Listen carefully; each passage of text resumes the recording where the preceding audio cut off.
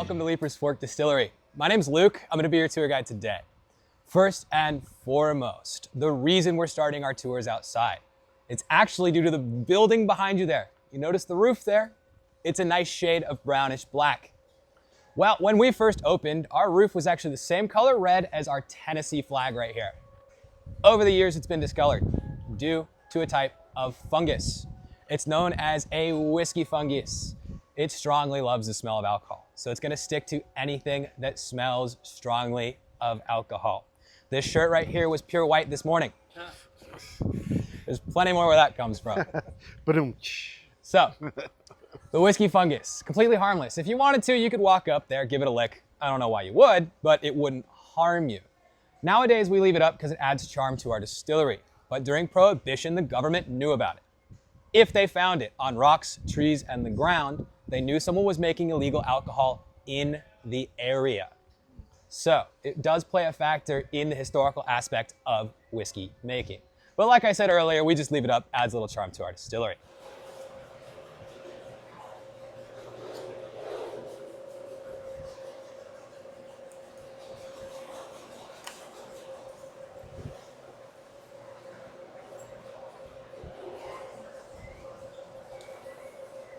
Welcome to our still house.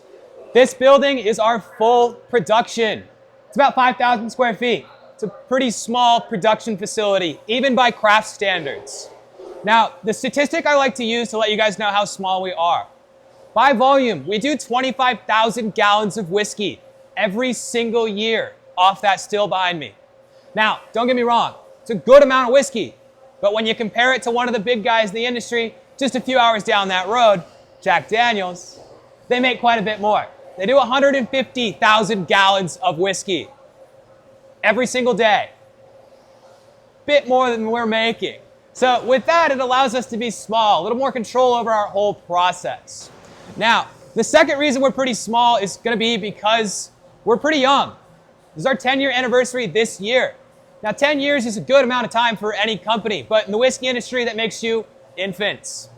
Tennessee had some really weird prohibition laws. So we're gonna go back to America's prohibition. 1920 to 1933. That's America's prohibition. Illegal to make alcohol anywhere in America. Tennessee started 10 years earlier in 1910. And then we lasted 4 years longer, all the way until 1937. In 1937, Tennessee does finally lift prohibition. You can drink almost anywhere in the state, but only 3 counties were given permission to distill alcohol. Lincoln County, Coffee County, and Moore County. Only 3 counties in the state of Tennessee that are allowed to distill alcohol. There are 95 counties in the state of Tennessee. 92 of them couldn't distill for almost 100 years. The law didn't change until 2009. In 2009, the law does finally change. Tennessee leaves the power back to the counties to decide who can distill alcohol. Williamson County is the county we're standing in. They decided they didn't want anyone distilling alcohol. So we had to petition them. Our owner started his process in 2012. It then took us 3 more years, 4 council meetings, 2 changes to local law, before we were even given the proper permits to start distilling alcohol. So that was not until 2015. We then had to build this building and finally filled our first barrel of whiskey in April of 2016.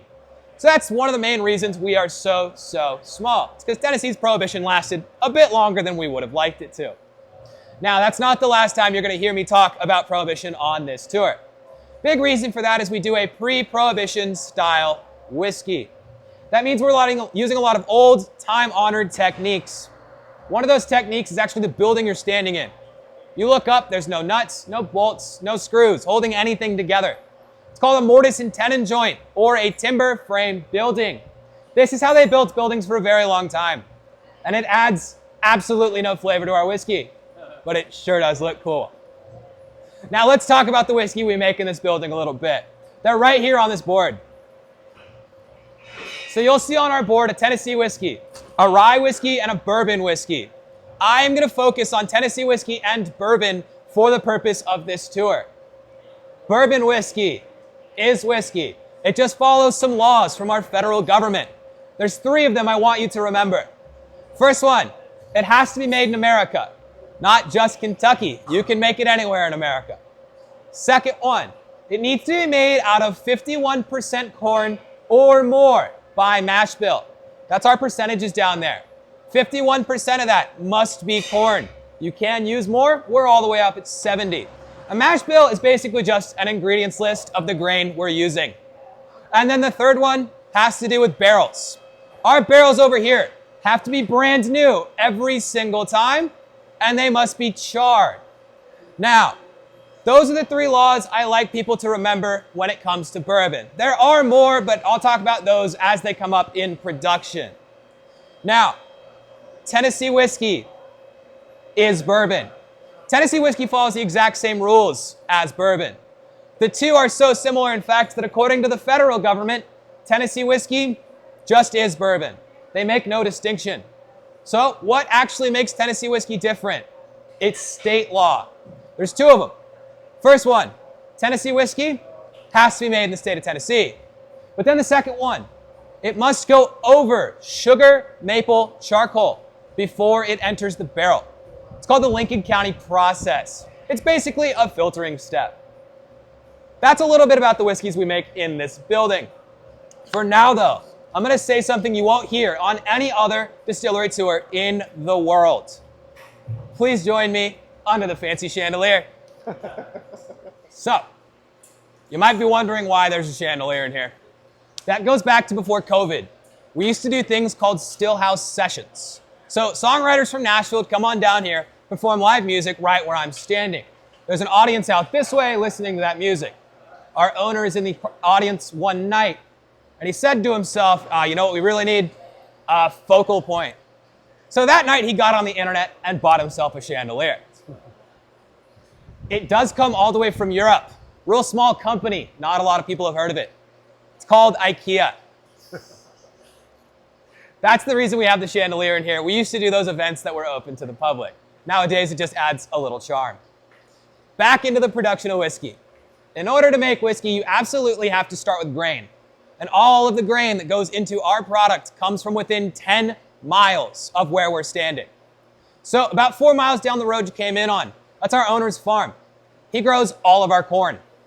The other 3 grains, the corn, the rye, the malted barley, and the wheats, those are grown on the second farm. Now, we don't own the second farm, but we do work closely with that farmer to make sure all the grain is up to our high standards. It doesn't immediately come here, though. It actually must first go to our owner's farm. The reason for this is raw grain would be useless to us. You cannot turn that into whiskey. You actually must first mill it down into a coarse flour. Our owner has a mill on his farm. He does all of that milling for us. It then finally makes its way here. These buckets back here around the corner are full of that coarse flour. You can see it gets all over the floor. So once we have all that grain, we are now ready to start making whiskey. First thing we're gonna do is turn on this big silver machine behind me. That is known as a mash cooker.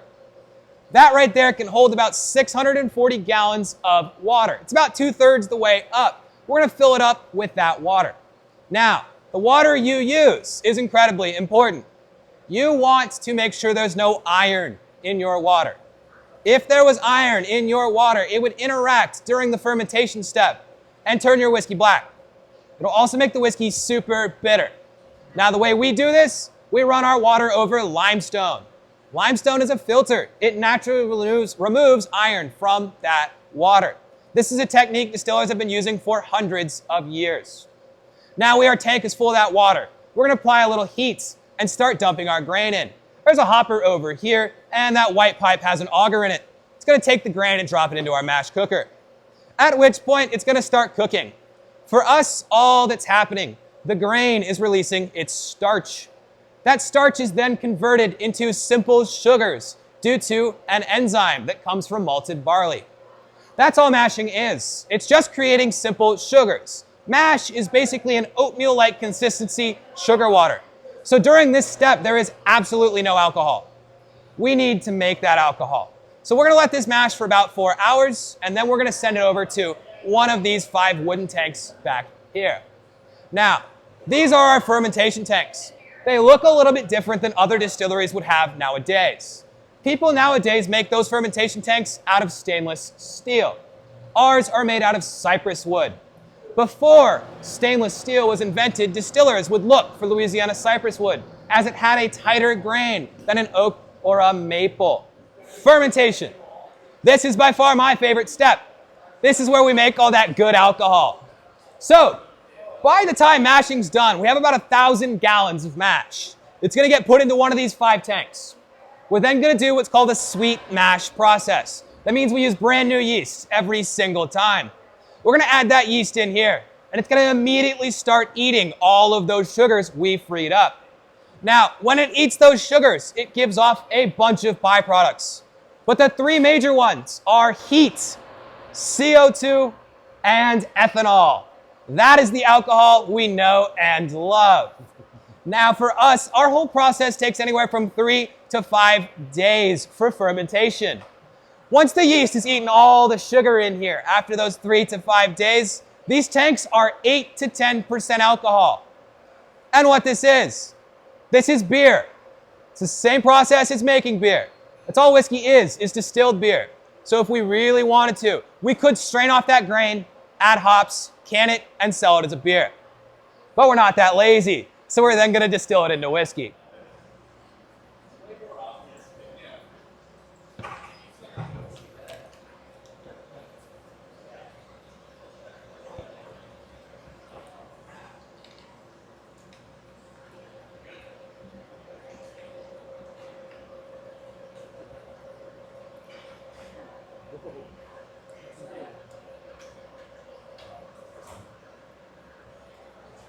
Never actually gotten to do that. Wow. I've heard that on a lot of tours. That's a lot different than what I expected. Yeah. That's super tart. Yeah. We also actually have time. So Tours and I've never gotten to taste while you're still up there, if you'd like, feel free to dip your tank into 1. This was just got done mashing. Taste the difference on how much sugar's in there. Yeah. Okay. He just, when you guys walked in, you were looking at that, Yeah. that just got filled right now. Okay. So much sweeter, right? Yeah. This one's sour. Yeah, that one's on day 3. This one's on minute 2. They might That not, still has a lot of sugars in it. they might not even have added the yeast to this yet. What's the story on the emblem on the It's a company that barrels? made them. Okay. Yeah. It smells more like grain too. So these are about, yes, this is still pretty hot. And also these are about 20% sugar when they first go in. By the time they're done, they're at like 0.5%. Yeah. So with that, let's head back in front of our still. Let's learn about our distillation process. So my tanks back there, they're full of that distiller's beer. 8 to 10% alcohol. We need to distill that. We need that alcohol by volume to go up. And so, distillation. Just the removal of alcohol from water by heat. To do this, you do need a still. We actually have 2 of them in here. The first one I like to point out is that big column still right there. Now, it gets the name tall continuous column still, because you can make those as tall as you want. Certain distilleries up in Kentucky have some of those that are as high as 90 feet tall. Ours is only about 6. It also gets the term continuous, because you constantly feed beer into one side, you get a constant stream of whiskey out the other. You could theoretically distill 24 hours a day, 7 days a week, 365 days a year. One of our distillers actually used to be the graveyard distiller for one of the big guys up in Kentucky. I think she much enjoys her 9 to 5 now. Now, this type of distillation requires a lot of that beer back there. We simply don't make that much. So we choose to do what's called batch distillation. It requires the big pot still behind me. So this is a 500-gallon Scottish-style copper swan neck pot still. We named her Ginger. It's because she's red and she's hot. So we'll take 500 gallons of beer at a time, put it into the bottom of Ginger here. We then use steam and heat her up. The ethanol in there, that alcohol, it's going to start evaporating before water. So that evaporated gas goes up our swan neck into the line arm. Line arm is just that copper tube coming off our swan neck. That line arm is actually cool enough for the vapor to recondense into a liquid. This liquid is called low wines. It's only about 15% alcohol. We need to distill it once more. So that liquid will fall into our column still, get distilled one more time. Bring that alcohol by volume up astronomically. But it's in the form of a vapor again. So we're gonna recondense it back into a liquid in that black cooling tower. After that second distillation and it's been recondensed into a liquid, it falls into our shiny metal box down here. It's known as a spirit safe. It gets that term because from the mid-30s all the way up until the mid-80s, there was a lock on that. And the only person with a key was a federal revenue agent. He lived on your distillery property. He would unlock it in the morning, let you do your business of the day, and at the end of the day, he'd throw that lock right back on there. That is how the government takes their taxes from us. And they wanted to be absolutely certain nobody was skipping them on their hard-earned tax dollars. Thankfully, we don't have to do that anymore. We just use it as our final resting place after distillation. Now, batch distillation has a clear start and finish. It's what's called a run. There are 3 parts to a run: the heads, the hearts, the tails. The very first thing to come off our still is those heads. We do not want to use this as whiskey. It is not whiskey. The heads of the run actually have methanol in them. If you drink methanol, you will go blind. If you drink enough of it, it will kill you. Back during Prohibition, people were making moonshine for the first time. They did not know what they were doing. They drank that head of the moonshine run, and these are where the terms blind drunk and dead drunk come from.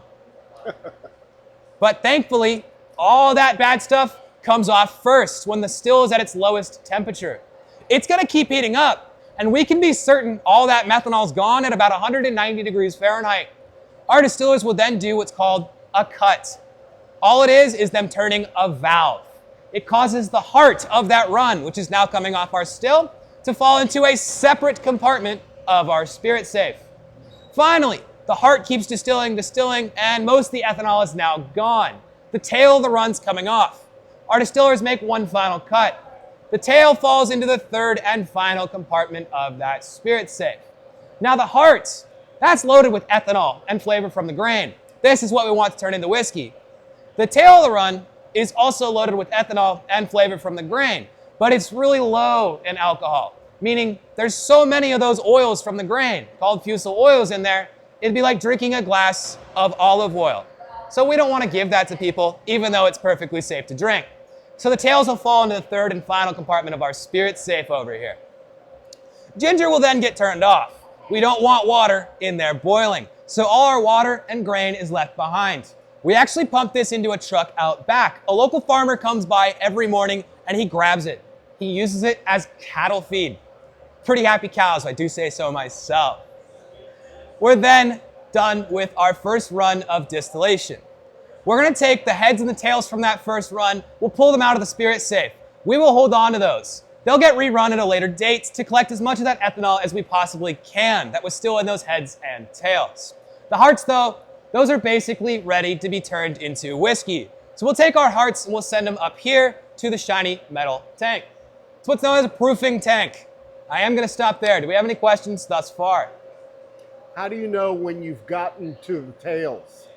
Tails will be at about 203.4 degrees Fahrenheit. So there's a formula of some sort that, okay. It's called an evaporation point. So methanol's evap point is around 145 to 148 degrees Fahrenheit, all the way up to 175.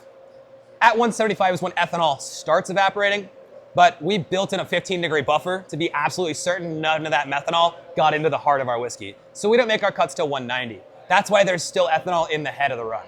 We want to collect as much of that as we possibly can. We'll rerun it. So, how many gallons does the heart end up being? Out of 500 gallons, we get 55 gallons of hearts. Those gallons get sent up to this tank. Now, 55 gallons of hearts. We can't just immediately put that into a barrel. It's 135 proof. That is 67.5% alcohol. That's after our second distillation. We cannot go into a barrel at more than 125 proof. That's a federal law around bourbon and Tennessee whiskey. You need to add water. It's called proofing down, hence the name proofing tank. Now, you need to proof down past 125. You can go into a barrel at 62.5% alcohol, but we add enough water to go down to 110 proof, or 55% alcohol. Our main reason for doing this is because that was the standard prior to Prohibition, and it gives us the flavor profile we are really going for. With that, let's head over here. We'll talk about aging.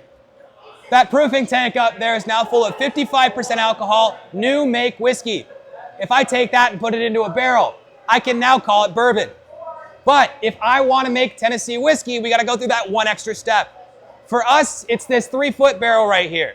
That is our Lincoln County process. It's just full of these.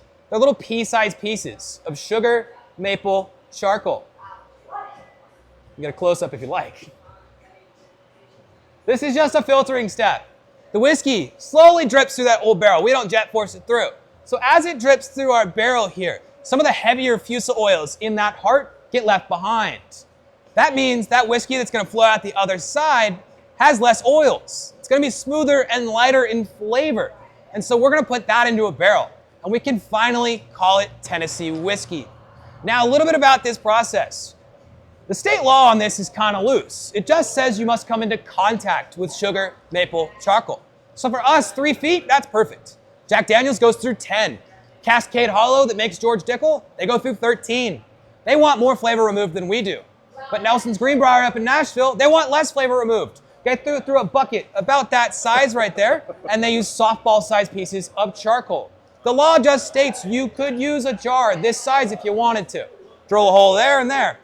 That could still be Tennessee whiskey. It's just all about how much flavor you want removed. Final thing about our Tennessee Lincoln County process here is we burn all our own charcoal. It is a filter. You have to replace it. We do so once a year. We have a fire on our owner's farm. It's pretty boring unless you got a beer in your hand. Now this process just removes flavor. It does not add anything else. And so our whiskey is still crystal clear at this stage. Now, I can take this and put it into a barrel. It's going to immediately start picking up color. This yellow color comes after just 6 weeks. It kind of looks like something I give my doctor. Finally, this dark amber color you might be more familiar with, that takes 4 years in an oak barrel to get to this color. Now, 100% of our color, along with about 60% of our flavor, is coming from those oak barrels. Big reason for this. I said at the beginning, they had to be brand new and they had to be charred. Now, before I talk about the charring and how it interacts, does anybody know why barrels must be brand new in the US? Federal law. 1935, America was in a little thing called the Great Depression. People needed jobs. The people that make barrels are called coopers. They had an idea. They said, hey, what if all American whiskey barrels had to be brand new every single time for the making of bourbon? Well, they took their idea to Congress, and Congress loved it so much, they made it into a federal law. And it did work. It did bring some coopering jobs back to America and stimulated the economy a little bit. We're still using brand new barrels to this day because those people in the 30s needed jobs. Now, being brand new has all this flavor in here for us to pick up. And the charring unlocks even more of that flavor from the wood for us to pick up. Our whiskey does so because on the hot summer months, the grain of the wood opens up. Whiskey can seep into our oak staves. Hotter a barrel gets, deeper in the wood it goes. Colder winter months, the grain tightens back up. Our whiskey's forced out. It picks up all the color and flavor and puts it back into the whiskey that's resting in the barrel. This is called letting the whiskey breathe, or letting the barrel breathe. Having all 4 seasons here in America is super, super important for us when we're making whiskey. Now the barrels, they are airtight. They're liquid tight. They are not airtight. We actually lose whiskey, about 3 to 5% every single year due to evaporation. Now, we don't like to say that we actually lose that whiskey because it does go out of the barrels and all the way to heaven so the angels can get their share. That angel's share will heavily affect the way your whiskey tastes. And so for us, our barrels sit on this property in shipping containers. They get about 140 degrees in the summer. We have a lot of angel's share. This means no 2 barrels of whiskey from us are ever going to taste exactly the same. Well, we want our flagship product to have the same uniform flavor profile between every single batch. This is where blending comes in. Our master blender goes through, she tastes a bunch of different samples from our single barrels and tells us which 8 to 10 barrels to blend together. That way we have a uniform flavor profile between every single batch. Now, we are small batch. We do fit those terms of 8 to 10 barrels. There is no legal definition on this. I do have bottles of whiskey at home that say proudly, a small batch of 374 barrels. But I like to believe we are truly small batch, 8 to 10 barrels at a time in our batch. So we'll pull them out. We'll do a blend back here. Those blending tanks back there, the silver ones, where we do all of our blending. That angel share is also not always nice to us. Sometimes it takes more alcohol, sometimes it takes more water. Well, being a bottled and bond product, we have to go into our bottles at 100 proof every single time. So we'll add a little bit of water, get everything down to 100, and then finally go into a bottle. On the other side of those holding tanks, we have our very high-tech bottler. It does 6 at a time, all by hand. Finally, labeling and fulfillment is done out of our back corner here. This allows us to be what's called grain to glass. We have our hands on every step of this process, from the grain to your glass. Any final questions while we're in the production portion of our tour? Where do your barrels come from? Kelvin's Cooperage, Louisville, Kentucky. They are a char level 4 medium toast, and American white oak. Come charred or you guys charred? They come charred. The barrels come ready to go for us. How do they char? So they'll pop that barrel head off right there. Yeah. They'll build the whole barrel except for one barrel head. Yeah. They will then stick a big metal thing. It's basically a propane blowtorch, but it's got holes in it, so it chars the whole thing. They'll sit in there and spin, and then they'll pull it out. Okay. So your char level 1 is this. This is the lowest level. Yeah. Char level 5 is the highest of the standards used by most whiskey makers. Char level 4 is called an alligator char. It's got a pretty good amount of crackling in here. It's just a deeper char. That just affects how fast you want your whiskey to pick up color and flavor. Now, those higher level chars, especially like a 5, you gotta be really careful with those. You gotta be monitoring your barrels all the time. Otherwise, you're gonna get whiskey, if you let it sit too long, that's gonna taste like wood chips. Yeah. So you have to monitor your barrels a lot. But for us, we're not sitting on as many barrels as the big guys. Yeah. We can more easily monitor our barrels. You said you aged it for 4 years? 4 years minimum being bottled and bond.